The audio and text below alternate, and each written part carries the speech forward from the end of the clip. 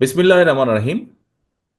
আজকের এই কর্মশালায় সম্মানিত সভাপতি, কর্মশালা অনুষ্ঠানের সম্মানিত সভাপতি, সামনে উপস্থিত চট্টগ্রাম বিভাগের বিএনপি সহ বিভিন্ন জেলার বিএনপি সহ বিভিন্ন অঙ্গ সহযোগী সংগঠনের উপস্থিত নেতৃবৃন্দ, আসসালামু আলাইকুম। মোশাররফকে প্রথমে আমি একটা ধন্যবাদ জানাই যে আজকে অন্তত আমার নামের সাথে কোনো বিশেষণ সে ব্যবহার করেনি, এতদিন পর আমার অনুরোধটা সে রেখেছে। নেতৃবৃন্দ, আহ, আপনাদের সকলকে আমি আন্তরিকভাবে ধন্যবাদ জানাচ্ছি আজকের এই অনুষ্ঠানে, এই কর্মশালায় উপস্থিত হয়ে আমরা দলের অবস্থান থেকে, দলের পক্ষ থেকে দেশ এবং দেশের মানুষের জন্য আগামী দিনে যে পরিকল্পনাগুলো নিয়েছি সেই পরিকল্পনাগুলো জানার জন্য, বোঝার জন্য এবং শিখে নিয়ে যাওয়ার জন্য আমি আপনাদেরকে আন্তরিকভাবে ধন্যবাদ জানাতে চাই। আহ, চট্টগ্রাম বিভাগে আজকে আরেকটা এক্সট্রা ধন্যবাদ আমি দিতে চাই চট্টগ্রাম বিভাগের নেতাকর্মীদেরকে। এই বিভাগে আজকে উপস্থিত থাকার কথা ছিল 515 জনের, সেখানে উপস্থিত হয়েছেন 859 জন। আমার মনে হয় আমরা যতগুলো বিভাগে এখন পর্যন্ত অনুষ্ঠান করেছি সব জায়গায় বিভিন্ন কারণেই হতে পারে, মানুষ অসুস্থতা বা অন্য হঠাৎ কোনো জরুরি কিছুতে কিছু মানুষ 5 জন 10 জন কম উপস্থিতি পেয়েছি আমরা। বাট চট্টগ্রাম বিভাগই একমাত্র বিভাগ যেখানে আমরা উল্টাটা পেয়েছি, অনেক বেশি নেতাকর্মীর উপস্থিতি পেয়েছি। সেজন্য আমি আপনাদের সকলকে আন্তরিকভাবে ধন্যবাদ জানাতে চাই। প্রিয় সহকর্মীবৃন্দ, চট্টগ্রাম, এই সেই চট্টগ্রাম যেখান থেকে শহীদ রাষ্ট্রপতি জিয়াউর রহমান বাংলাদেশের স্বাধীনতা ঘোষণা করেছিলেন। স্বাধীন বাংলাদেশের সূচনা যেখান থেকে হয়েছিল, এই সেই চট্টগ্রাম। আজ আমরা সেই চট্টগ্রামের মাটিতেই আমাদের 31 দফা তুলে ধরেছি আপনাদের সামনে।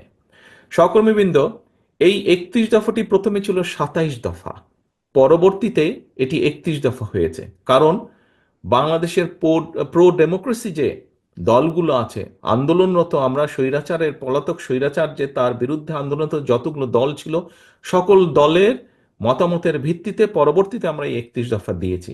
কাজেই আমরা বলতে পারি, কম বেশি মোটামুটিভাবে বলতে পারি যে এই 31 দফা বাংলাদেশের সকল প্রো ডেমোক্রেটিক দলগুলোর পক্ষ থেকে উপস্থাপন করা হয়েছে, যার ভেতরে কম বেশি মোটামুটিভাবে দেশের এবং আগামী দিনে দেশ, দেশ পরিচালনা, দেশের লক্ষ্য উদ্দেশ্য সবকিছুই কম বেশিভাবে আছে।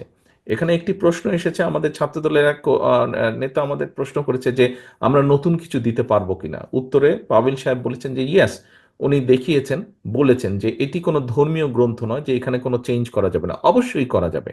আমরা যা দিয়েছি, কারো যদি কিছু থাকে, কোনো প্রস্তাব থাকে, আমাদেরকে পাঠালে তার মধ্যে ভালো যদি কিছু থাকে অবশ্যই আমরা সেটি গ্রহণ করব। তবে প্রিয় সহকর্মীবৃন্দ, আজকে এখানে 859 জন আপনারা এখানে উপস্থিত আছেন, কিন্তু এই 31 দফা যদি আজকে আমরা 859 জনের মধ্যেই শুধু রেখে দিই তাহলে আমাদের লক্ষ্য কিন্তু বাস্তবায়িত হবে না। আমরা এটি আপনাদেরকে কেন আজকে জানাচ্ছি, এই যে আপনারা কষ্ট করে এসেছেন, অনেকে হয়তো ভোর 4টার সময় ঘুম থেকে উঠে তারপরে রওনা দিয়ে এখানে এসেছেন, আবার ফিরে যাবেন, কিন্তু এই যে কষ্টটা স্বীকার করলেন সারাদিন, কেন?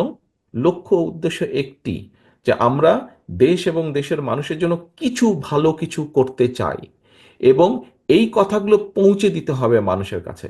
দেখুন, পররাষ্ট্রনীতি নিয়ে একটি কথা এসেছিল, আমরা দেশ পরিচালনা করতে চাই, অর্থাৎ বিএনপি দেশ পরিচালনা করতে চায় জনগণের সমর্থন নিয়ে।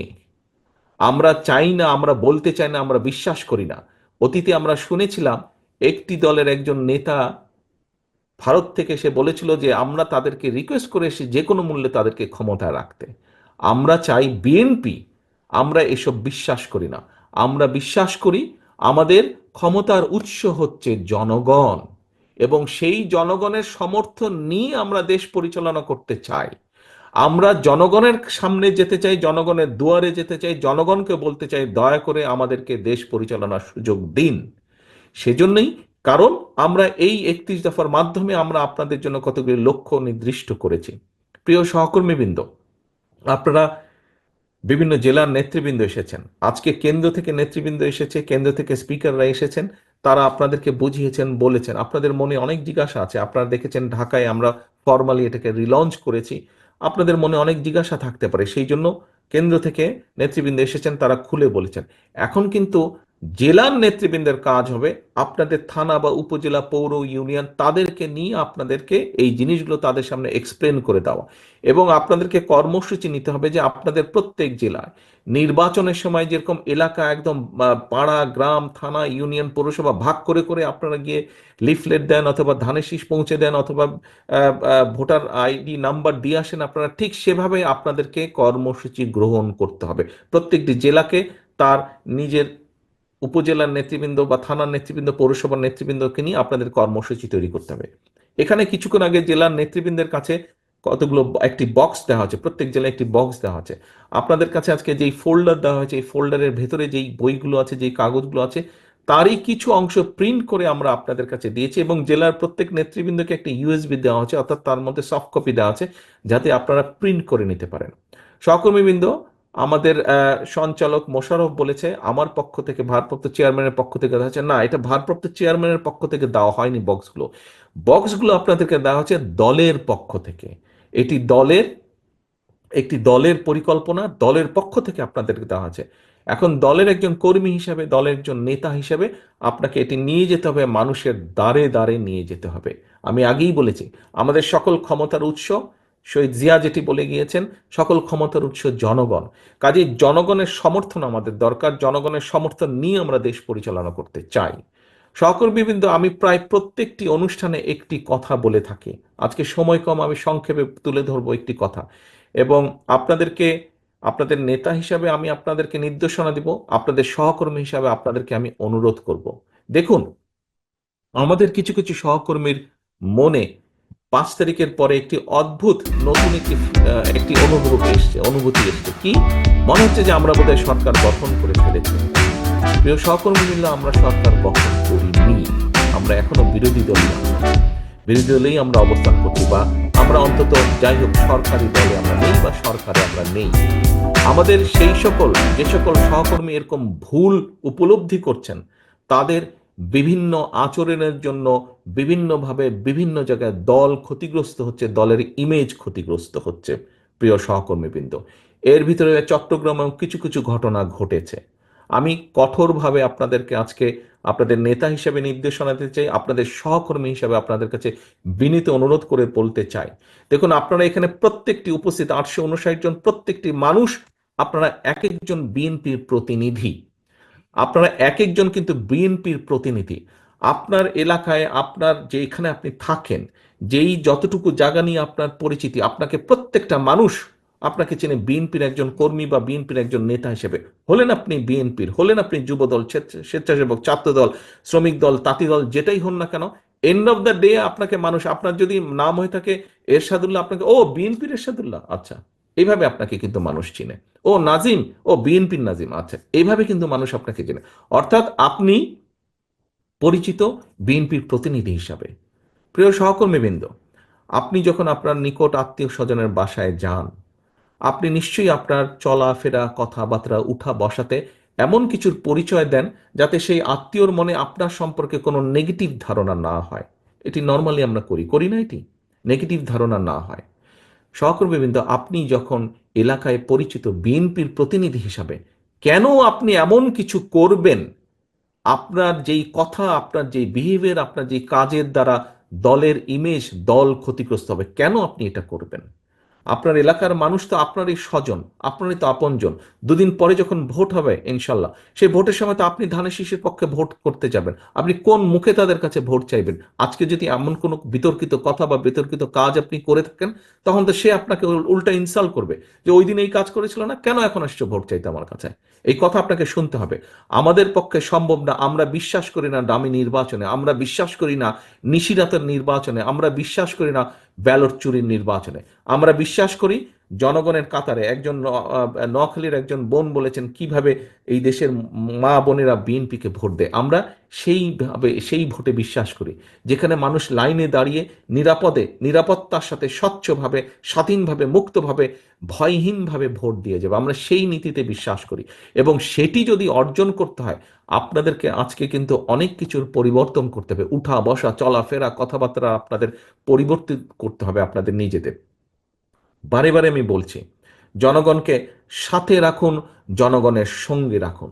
সহকর্মীবৃন্দ, আপনি ক্ষমতায় যাবেন না। এখানে উপস্থিত মানুষ একটি মানুষও ক্ষমতায় যাবেন না। আপনারা আপনারা মানুষের সমর্থন পেলে ইনশাল্লাহ দেশ পরিচালনার সুযোগ পাবেন। দেশ পরিচালনার সুযোগ পাবেন। মানুষ আপনাদেরকে ক্ষমতা দেবে না, আপনাদেরকে দেশ পরিচালনার সুযোগ দেবে। দুটোর মধ্যে পার্থক্য আছে। ক্ষমতায় ছিল পলাতক স্বৈরাচার। পার্থক্যটা বুঝতে হবে। ক্ষমতায় ছিল পলাতক স্বৈরাচার, ক্ষমতা ছাড়া কিচ্ছু বুঝতো না বলেই দেশের মানুষের জন্য কোনো কাজ করেনি। আপনাদের আজকে যে বিভিন্ন অভিযোগ যে তাদের আমলে জলাবদ্ধতা হয়েছে, ট্রাফিক জ্যাম হয়েছে, এই হয়েছে হয়েছে, শিক্ষা ব্যবস্থা ধ্বংস হয়ে গেছে, সংস্কৃতি ধ্বংস হয়েছে, কেন এই কথাগুলো আপনারা বলছেন? এই জন্য আপনারা এই কথাগুলো বলছেন যে ওরা ক্ষমতায় ছিল, ওরা জনসমর্থনে দেশ পরিচালনার সুযোগ পায়নি, ক্ষমতা দখল করে ক্ষমতায় ছিল। আমরা দেশ পরিচালনার সুযোগ পেতে চাই জনগণের সমর্থন নিয়ে। এবং সেই জন্যই দেশ পরিচালনার যদি সুযোগ পেতে চান, দেশ পরিচালনা যদি করতে চান, তাহলে নিজেকে সেইভাবে গড়ে তুলতে হবে। নিজের প্রতি মানুষের সেই সমর্থন, আস্থা অর্জন করতে হবে। সহকর্মীবৃন্দ, আস্থা অর্জন করতে হলে নিজেকে ধীর করতে হবে, নিজের মধ্যে উপলব্ধি আনতে হবে, নিজের পার্সোনালিটি চেঞ্জ করতে হবে, কথাবার্তা চলন বলন চেঞ্জ করতে হবে। আপনাদের নেতা হিসেবে, সহকর্মী হিসেবে এটি আপনাদেরকে আমি বলতে চাইছি, বলার চেষ্টা করছি। দয়া করে আসুন। আমাদেরকে কিন্তু দিন শেষে আপনারা প্রায় বলেন যে বিএনপির প্রতি মানুষের আস্থা আছে। ভাই, এই আস্থাটাকে তো ধরে রাখতে হবে। আস্থাটাকে ধরে না রাখলে কিন্তু আপনি ভোট পাবেন না, কোনোভাবেই আপনাকে ভোট পাবে না। ভোট কি হবে সেটা ভোটার ঠিক করবে, সে কাকে ভোট দেবে, আপনাকে দিবে না। কারণ আপনার প্রতি তার আস্থা নেই। এবং এই আস্থা ধরে রাখার দায়িত্ব কিন্তু জনগণ না, পাবলিকের না, ভোটারের না। এই আস্থা ধরে রাখার দায়িত্ব কিন্তু আপনার। আস্থা ধরে রাখা, বন্যার সময় এই যে নোয়াখালী অঞ্চলে বন্যা হলো, আপনারা দল মানে সকলে দিন রাত আপনারা পরিশ্রম করলেন মানুষের পাশে গিয়ে দাঁড়ানোর জন্য, সাহায্য করলেন, সহযোগিতা করলেন। শুধু বন্যার সময় না, বন্যার পরেও করেছেন। আপনারা কেন করেছেন? মানুষের আস্থা ধরে রাখার জন্য।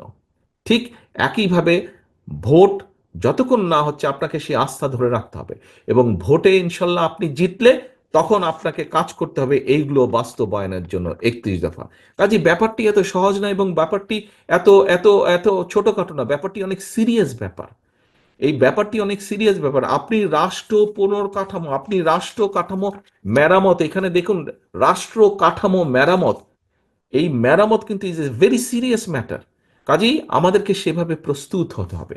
সহকর্মীবৃন্দ, আমি জানি সকলের ধৈর্য একরকম হয় না। কারো ধৈর্য কম হয়, কারো ধৈর্য বেশি হয়, কারো মাথা গরম হয়, কারো মাথা ঠান্ডা হয়। মানুষে মানুষে ভেদাভেদ থাকে। আমরা সহকর্মী, আমি আপনাদেরকে বারে বারে অ্যাড্রেস করছি সহকর্মী হিসেবে। আপনার বিপদে আমি পাশে দাঁড়াই, আমার বিপদে আপনি পাশে দাঁড়ান, সেজন্যই আমরা সহকর্মী। কাজেই আমরা সকলে মিলে দল। আপনি ক্ষতিগ্রস্ত হলে আমি ক্ষতিগ্রস্ত, আমি ক্ষতিগ্রস্ত হলে আপনি ক্ষতিগ্রস্ত। কাজেই আমাদেরকে প্রত্যেকের প্রতি খেয়াল রাখতে হবে। আমাদের খেয়াল রাখতে হবে দলের প্রতি। এবং দলের প্রতি যদি আমরা খেয়াল রাখতে পারি, তাহলেই আমরা জনগণের আস্থা অর্জন করতে সক্ষম হব। প্রিয় সহকর্মীবৃন্দ, আসুন আজকে এই কর্মশালায় আপনারা যেরকম 31 দফা কি জেনে গেলেন, 31 দফা কি বুঝে গেলেন, 31 দফা বুঝে জেনে গিয়ে আপনারা যেরকম জনগণের কাছে পৌঁছে দিবেন, জনগণের দ্বারে দ্বারে পৌঁছে দিবেন, জনগণকে বোঝাবেন। একই সাথে আসুন আজকে এই কর্মশালায় আমরা প্রতিজ্ঞা গ্রহণ করি, আমরা শপথ গ্রহণ করি যে জনগণের আস্থা নষ্ট হয় এমন কোনো কাজ করা থেকে আমরা নিজেদেরকে বিরত রাখব। এবং জনগণের আস্থা অর্জন করা যায়, আমরা চেষ্টা করব সেরকম কোনো কাজ করতে। প্রিয় সহকর্মীবৃন্দ, আমি একটি কথা বলে শেষ করতে চাই। কেউ যদি মনে করে থাকেন, আমি মনে হয় এই কথাটি আগেও বলেছি, বিভিন্ন জায়গায় বলেছি, চট্টগ্রাম বিভাগেও আমি কথাটি বলেছি।